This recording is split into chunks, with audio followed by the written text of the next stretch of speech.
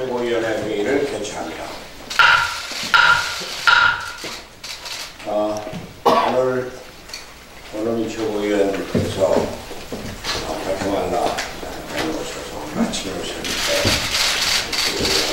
참석을 해주셔서 감사합니다. 오늘도 세 분의 최고위원이 참석을 하지 않으셨는데 세 분 최고위원께 제가 말씀을 드립니다. 이번 주말까지는 참석을 해주셔서 최고의 당무를 정상화시켜 주시기 바랍니다.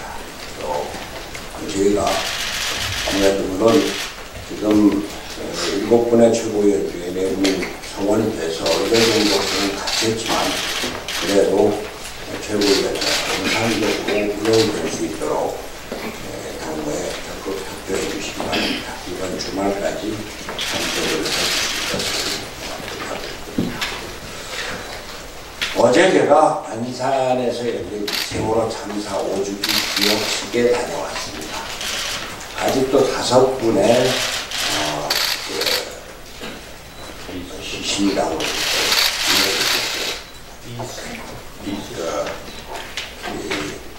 이거 자체 못해서 추모식이라고 하지 않고 기억식이라고 이런 것을 대해서 가슴이 많이 아픕니다. 우리가 세월호 참사 5주기를 맞이해서 우리 국가가 무엇인가, 국가가 국민을 위해서 무엇을 해야 하는가를 다시 찾게 됩니다. 저희는 세월호 참사 그 당시에 세월호 이전과 세월호 이후는 달라져야 된다라고 얘기했습니다. 과연 국가가 우리 사회 모습이 제대로 달라진 게 있는지, 국가가 국민을 제대로 보호하고 국민을 위해서 제대로 일을 하고 있는지를 다시 생각해 봐야 하겠습니다. 더더군다나 세월호 참사가 우리나라 그 정치 지형을 이념적으로 좌우, 진보, 보수 계속 갈리고 확대시키는 데 대해서는 아픈 마음을 금할 수가 없었습니다. 어제 인천에서 열린 세월호 참사 일반 희생자 5주기 추모제에 황교안 자유한국당 대표 그리고 황교안 자유한국당 국회의원들이 참석을 했습니다. 안산에서 열린 세월호 참사 5주기 기억식은 참석을 안 했습니다. 이것이 의미하는 것입니다.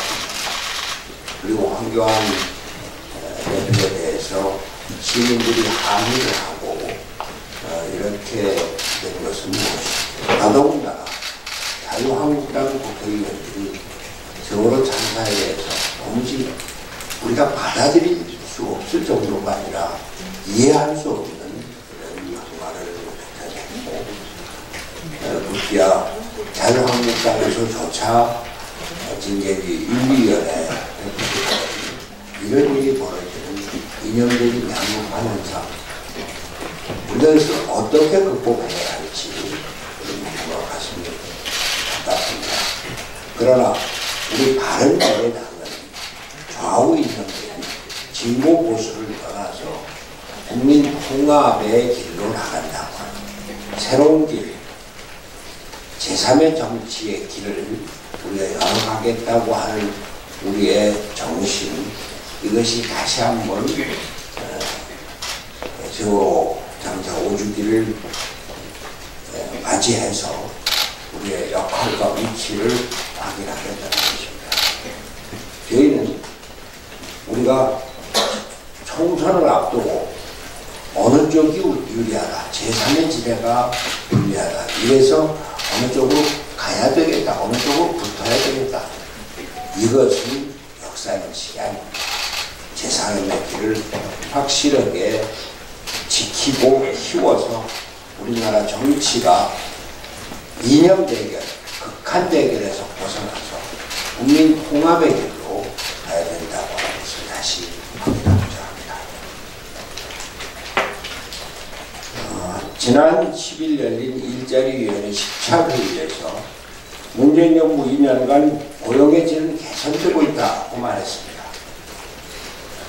대통령 대통령이 위원장으로 있는 일자리위원회가 도무지 세상 돌아가는 것을 알고나 있는지 의문입니다. 기본적인 통계나 파악하고 있는지 모르겠습니다. 같은 날 통계청이 발표한 3월 고용 동향에 따르면 60대 이상의 일자리가 34만 6천 개 증가하고 주 36시간 미만 취업자는 62만 8천 명이 증가했습니다. 이것을 일자리위원회가 고용의 질이 개선되었다고 말하는지 모르겠습니다. 노년층을 대상으로 하는 단기 공공근로자 일자리 증가의 대부분을 차지한 것이고 지속적이지 않다는 점에서 나쁜 일자리라고 볼 수밖에 없는데 말입니다. 좋은 일자리의 상황 아주 심각합니다. 30, 40대 일자리는 25만 개가 줄어들었습니다. 특히 좋은 일자리의 대명사인 제조업과 금융보험업에서만 14만 5천 개 일자리가 사라졌습니다. 체감 청년 실업률은 25.1%입니다. 역대 최악의 기록입니다. 청년 4명 중 1명이 실업자인 것이 지금의 냉엄한 현실입니다.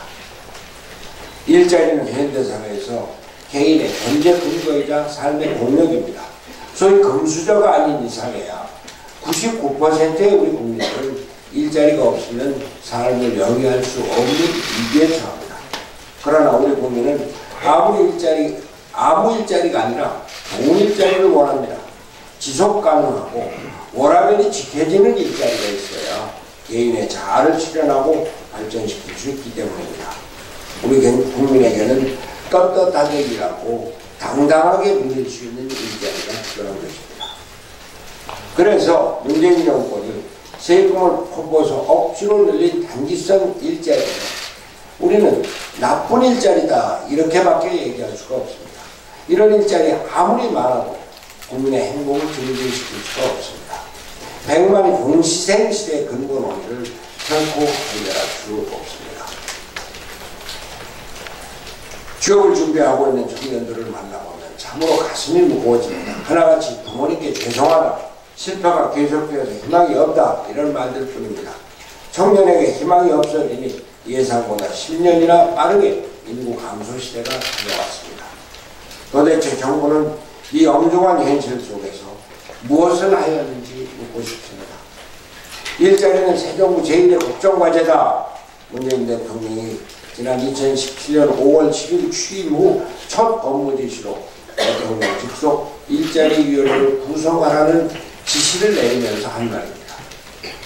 대통령 집무실에 일자리 상황판도 설치한다고 했습니다. 일자리 상황 개선을 위해서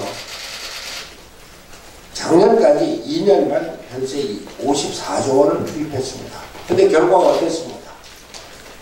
집권 3년 차인 지금 우리는 고용 참사라는 소식밖에 들을 수가 없습니다.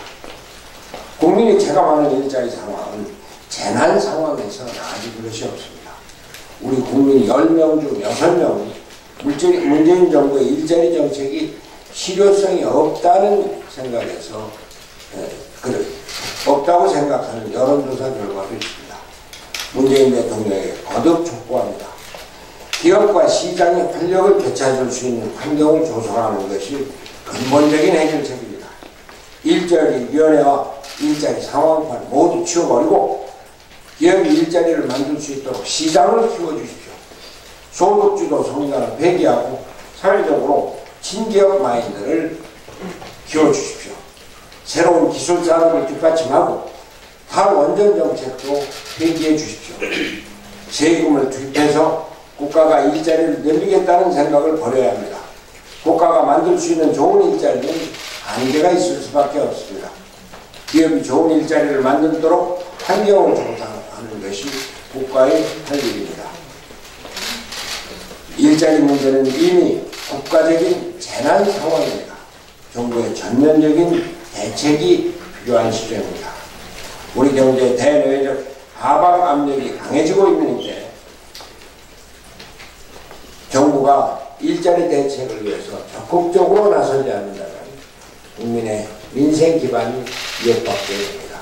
문재인 대통령의 정부의 적극적인 대책 강구를 다시 한번 촉구합니다.